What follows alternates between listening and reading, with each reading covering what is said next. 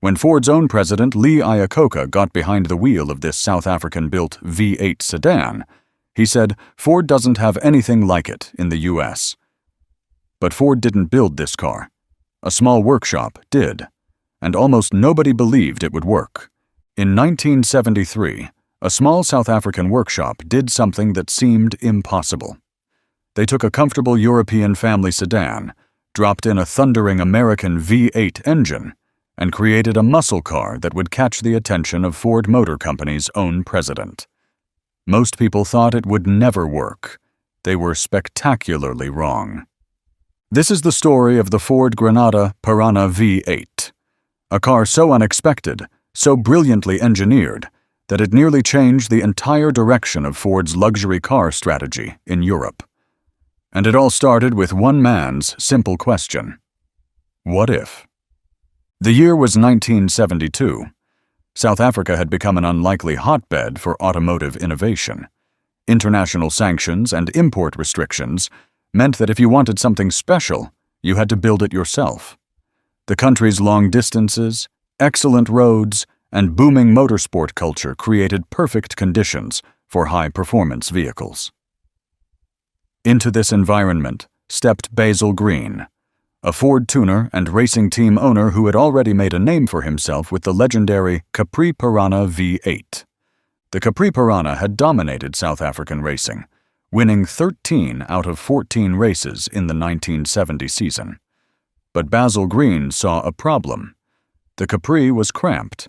Installing the 5.0-liter V8 from the Ford Mustang into that small engine bay was difficult, time-consuming, and required careful engineering to make everything fit. Then Green looked at the larger, more luxurious Granada sedan and had his revelation. The Granada's spacious engine bay could swallow the same V8 with far less effort. Better yet, the result would be a sophisticated executive car with muscle car performance.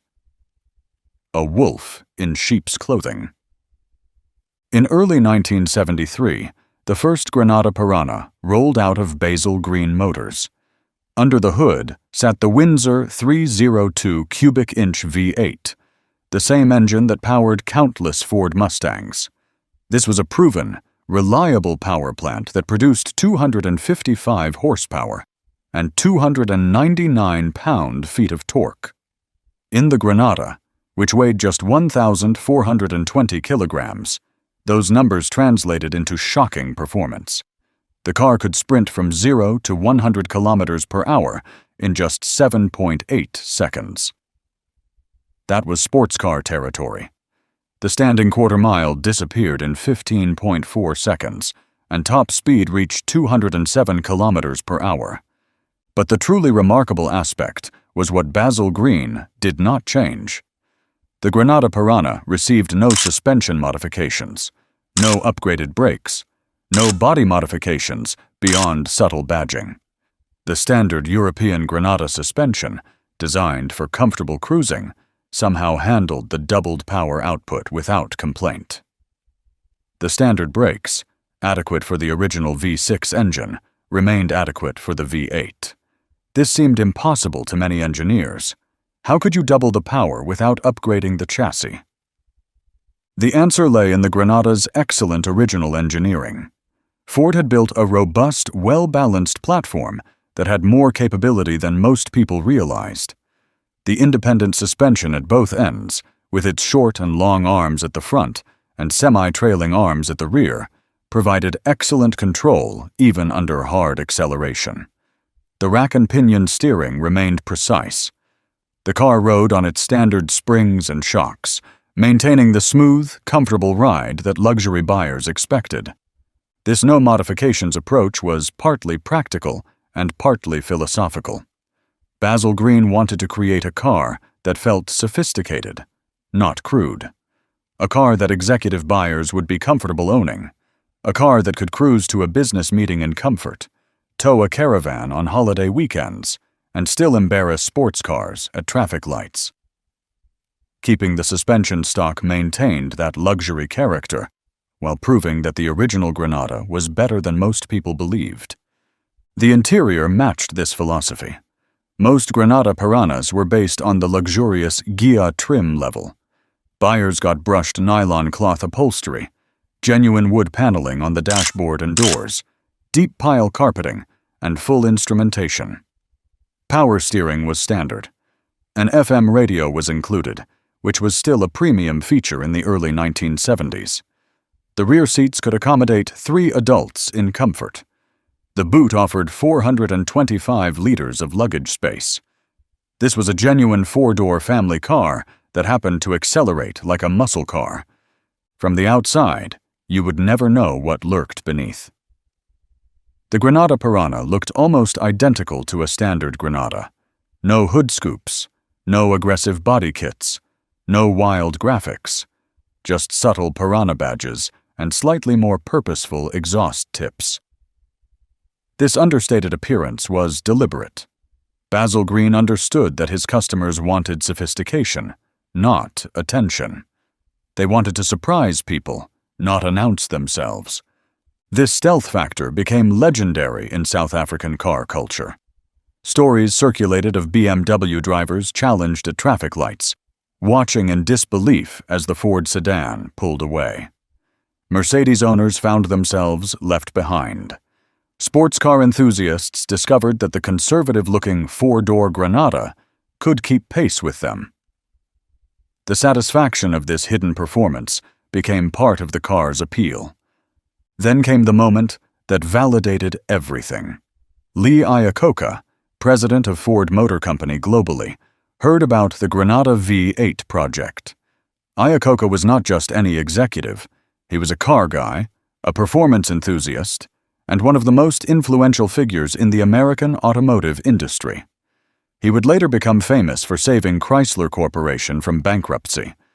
But in 1973, he ran Ford, and he was intrigued by this South African hot rod. Iacocca contacted Basil Green directly and requested one of the Granada V8 being built. Green was thrilled. This was the ultimate endorsement. He completed a car and shipped it to America. Then came the embarrassing phone call. Iacocca explained that the steering wheel was on the wrong side. He needed a left-hand drive version for American roads. South African cars were right-hand drive. Basil Green moved quickly. He sourced a left-hand drive Granada from Germany, had it air freighted to South Africa, and his team completed the entire V8 conversion in approximately 1 week. This was a remarkable achievement given the complexity of the work. Custom engine mounts had to be fabricated. A special cast aluminum oil pan was required. Custom exhaust downpipes needed welding. The cooling system required a larger radiator. The C4 automatic transmission had to be adapted. Everything had to be tested. Yet Green's experienced team pulled it off in days. The car was shipped to Iacocca in the United States. His response became part of automotive legend.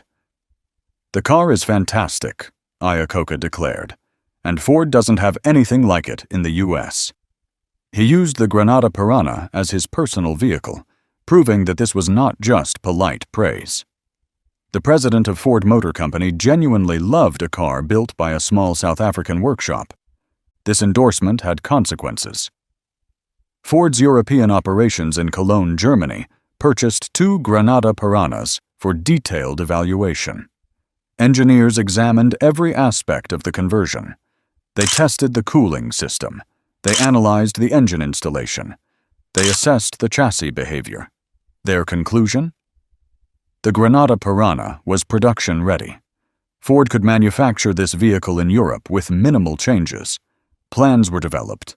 Dealer presentations were prepared. The Granada Piranha came remarkably close to becoming an official Ford product sold throughout Europe. Then the 1973 to 1974 fuel crisis struck. Oil prices skyrocketed. Governments imposed restrictions on high-performance vehicles. The market for powerful, thirsty cars evaporated virtually overnight. Ford's European production plans were quietly shelved. The Granada Piranha would remain a South African specialty, one of automotive history's great what-ifs. What if Ford had produced the V8 Granada in Europe? How would it have competed against BMW's six-cylinder executive sedans? Would Mercedes buyers have cross-shopped a powerful Ford? We will never know. Despite the fuel crisis, Basil Green Motors continued producing Granada Piranhas through 1977. The car was offered in two body styles. Four-door sedans were the practical choice, appealing to executives and families. Two-door coupes were more sporting, with dramatic Coke bottle styling on early models and cleaner, more angular lines on later versions. The coupes are far rarer today, particularly manual transmission examples. Fewer than 20 manual coupes were built, making them the holy grail for collectors. Most Granada Piranhas came with the C4 3-speed automatic transmission. This was the practical choice for a luxury car, and the transmission suited the V8's character perfectly.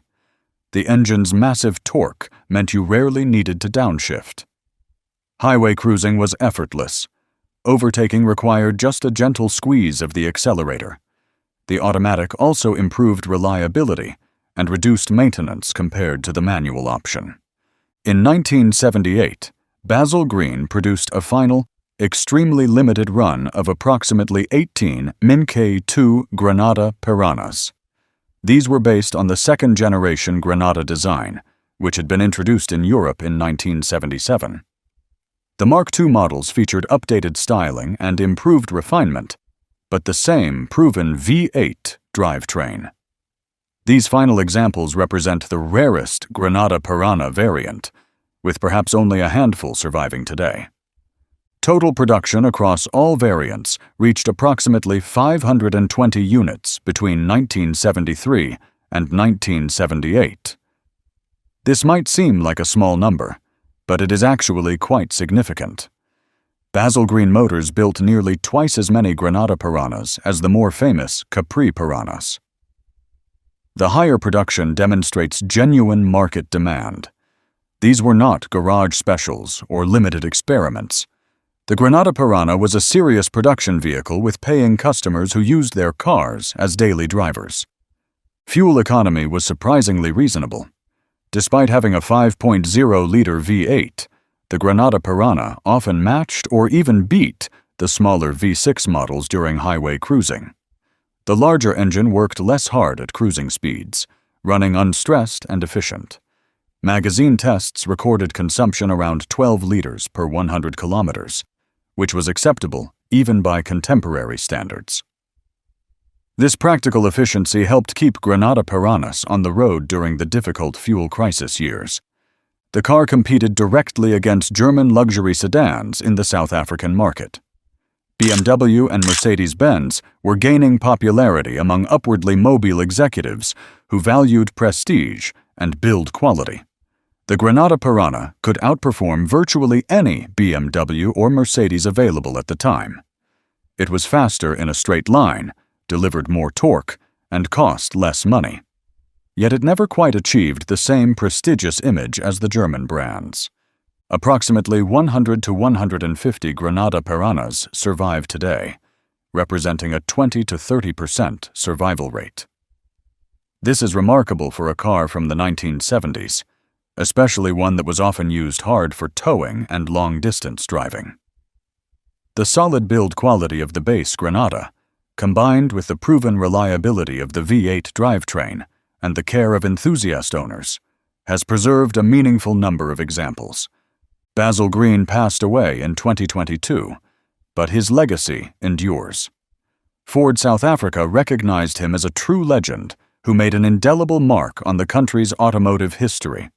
He was inducted into the South African Hall of Fame in 2019 for his contributions to performance engineering. His creations, particularly the Granada Piranha, continue to be celebrated and preserved by enthusiasts worldwide.